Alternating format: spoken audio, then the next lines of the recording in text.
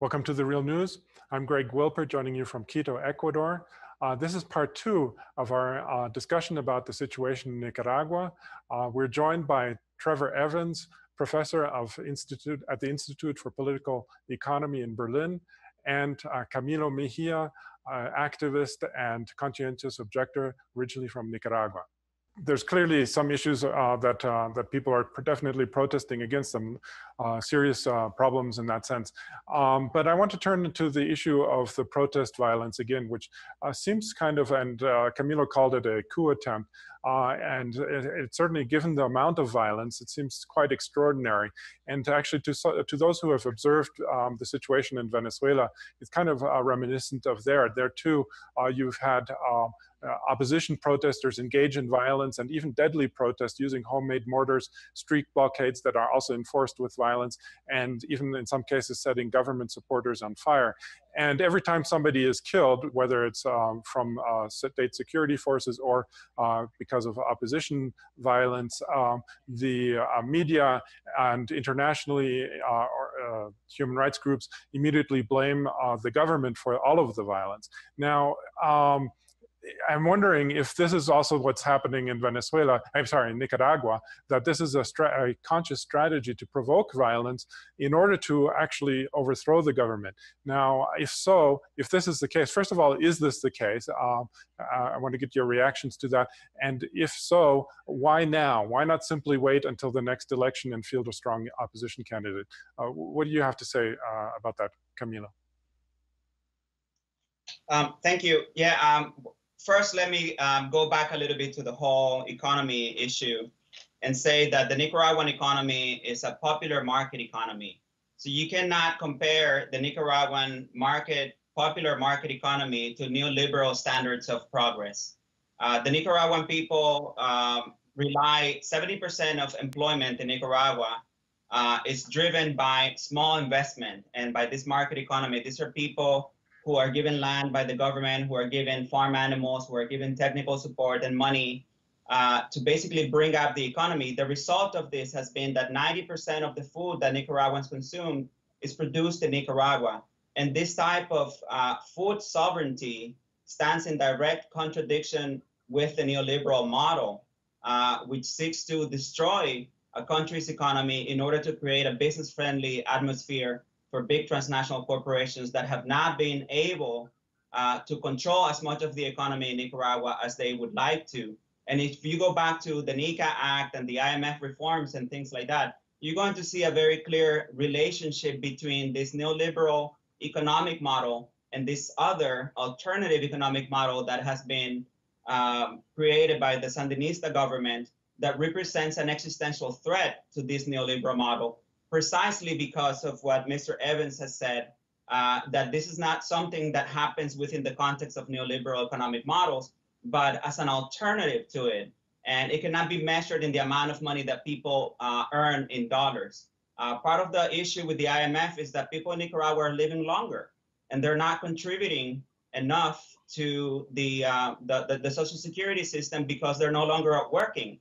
That shows that the standard of living has increased despite the Nicaraguan people not making as much money in dollars as Professor Evans has said. So you have to take that into account when you analyze the situation of the Nicaraguans, that if you look at the amount of money that they make in dollars, then Nicaragua is one of the poorest countries. But if you look at the healthcare benefits, if you look at education benefits, if you look at the way that they have fixed the roads to promote internal commerce amongst the poorest people and the poorest Nicaraguans, then you'll see a much bigger picture, and not only a much bigger picture, but an alternative to the neoliberal model of progress and economic growth.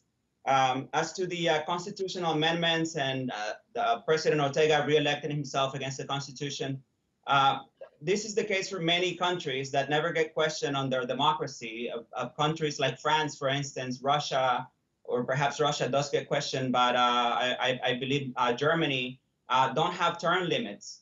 And I don't think that we have ever elected any president in Nicaragua, at least since 1979, that did not have the majority of the popular vote, which is the case in the United States and has been the case at least twice in my lifetime.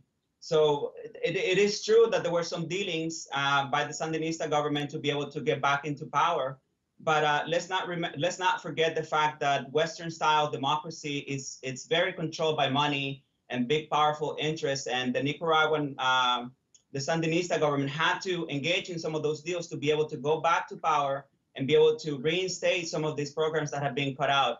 For instance, the investment in education has more than quadrupled since the Sandinistas took power back in 2007. The roads have been fixed, the primary education, secondary education, healthcare, which is part of the Social Security system in Nicaragua. So it's a false comparison when we look at the Nicaraguan economy and try to bring in, how much people make based on the dollar. In terms of the violence, like I said, a lot of it is this is the media smear campaign that has been promoted mostly by newspapers that have been financed by different entities within the United States. A lot of the information is uncorroborated. Many of the images and videos that are being provided are provided completely out of context. For instance, you see a group of police officers shooting, but you don't see what they're shooting at. You see a group of police officers beating people up, but you don't see that right before that there was a group of armed people ransacking a gas station or burning down a city hall, shooting at police officers. They're saying that the violence from the very beginning was by the government, but what they're not saying is that a lot of the people who have been killed in the same fashion as protesters have been killed, meaning shots to the head, chest, and neck, suggesting the presence of snipers, include police officers and include Sandinista people. So this whole idea that from the very beginning, the government went out to repress the protesters, which were largely peaceful, is false from the very beginning. Even the Amnesty International report, which I wrote an open letter about, states that on the first day of the protest, on April 19th, the only three people who were killed at that protest that have been confirmed were one student, a police officer, and another Nicaraguan. We don't really know the political affiliation, but this was basically taken and distorted into a narrative that basically said that the Sandinista government gave the order to its police force to go on a killing rampage, resulting in the killing of over 60 students. And then from then on, the narrative continued, uncorroborated, with no evidence, basically saying the same thing, that the government had gone crazy, that they had gone on a killing rampage, that they're burning down their own city halls, that they're burning down their own monuments, that they're killing and threatening its own people. I mean, like, my point is not to say that the Sandinista government is completely blameless. My point is to say that the way that people are repeating the information that is completely uncorroborated and without evidence, it's reminiscent of what we have seen happen in Venezuela, what we have seen happen in Syria, what we have seen happen in Libya, what we have seen happen in the Ukraine, where you have a very similar situation where some kind of issue that is real in the country, such as energy subsidies or subsidies to the transportation system or subsidies to any other government service or program, are distorted and then serve as a spark to throw people out into the streets, kill them alongside government personnel to create confusion and chaos, and then create this narrative of genocide that continues to snowball into a situation of chaos and ingovernability that makes people believe that the government is behind the violence and that serves as the basis for overthrowing the government through unconstitutional means. Okay, I just want to get Trevor back into this, especially your thoughts on the U.S. involvement in all of this, which Camilo brought up. That is, 2 weeks ago, for example, student leaders went to Washington, D.C., where they met with the head of the USAID asking for help. And like Camilo mentions, it's well known that the National Endowment for Democracy has contributed tens of millions of dollars to the opposition in Nicaragua. And also now now it's perhaps no coincidence that the NICA Act is going through Congress, or which was stalled previously, and it would place pretty harsh conditions on multilateral loans from the IMF, World Bank, and the Inter-American Development Bank. So what role do you think is the US playing in all of this, and what's the balance in terms of the US role versus internal dynamics?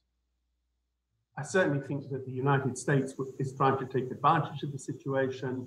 It had the students to visit, although apparently they deeply regret having taken part in that. But I think that the situation I would see a little differently from Camilo, that the Sandinista government since 2007 has had excellent relationships with the International Monetary Fund. The IMF imposed its usual strict conditions for loans, and the government kept to those conditions. It's certainly true that they have invested large amounts in roads. The road systems are excellent. So if you've got a big Jeep, you can move around easily. They have increased spending on health a bit, but the spending on education is extremely low. And basically, it's an educational system, the public sector, which is about educating workers to work on the land and in foreign investment owned factories. And that brings us to the second point, that the Ortega government has really done a lot to try and attract foreign investment. That they're getting, for the size of the Nicaraguan economy, an annual gross domestic product of $6 billion, they had over $800 million of foreign investment last year. That this is a central part of their strategy. And to attract foreign investment, they have therefore been discouraging wage rises. They have allowed wages to rise a little, but basically, because they put a lot of emphasis on attracting foreign investment, which has been quite successful, this has meant that the wage level has remained quite depressed. And one of the things that's made it possible for Nicaragua to survive the last few years, Camilo referred to, has been the support from Venezuela. That Venezuela, Nicaragua oil on very generous terms. They only had to pay 50% of the cost. The other half of the money that was obtained from selling the petrol in Nicaragua remained with an agency that could use that money to invest in a whole range of initiatives, and also to finance social programs. Social programs, for instance, that gave poor peasants zinc roofs for their huts so that the rain didn't come in, that provided farmers with a very basic supply of inputs for agriculture. So the Venezuelan money has been very important for some of the social gains, and that stopped. In 2017, no money arrived from Venezuela. So already Nicaragua had a financial problem there to sustain this model. And then on top of that, as you've just mentioned, the United States has now become much more aggressive. That the United States Agency for International Development had been providing fair amounts of money to Nicaragua, but this year a very small amount is going to arrive, and in their plans for next and subsequent years, there's no money planned. So already there was a financial problem facing the government, and at the beginning of this year, the government's own, or the central bank's own estimates for economic growth in Nicaragua were marked down a lot, because without the Venezuelan oil money, with the cuts in other sources of external finance, it's going to be very difficult to sustain the modest gains that have been achieved. So I would repeat the point that I said before. The main beneficiaries of the Ortega government have been the very rich farmers, the very rich investors in industry, and this very large new commercial middle class that has done extraordinarily well with this influx of dollars. Okay, well, unfortunately, we're going to have to leave it there for now, but I hope we can get back to you as things develop in Nicaragua. I was speaking to Camilo Mejia, Nicaraguan activist and conscientious objector, and to Trevor Evans, professor at the Institute for International Political Economy in Berlin. Thanks again, Trevor and Camilo, for having joined us today. Thank you, Greg, and thank you, Professor Evans. Nice to talk to you, Camilo. And thank you for joining the Real News Network. Also keep in mind, we recently started our summer fundraiser and need your help to reach our goal of raising $200,000. Every dollar you donate will be matched. Unlike practically all other news outlets, we do not accept support from governments or corporations. Please do what you can today.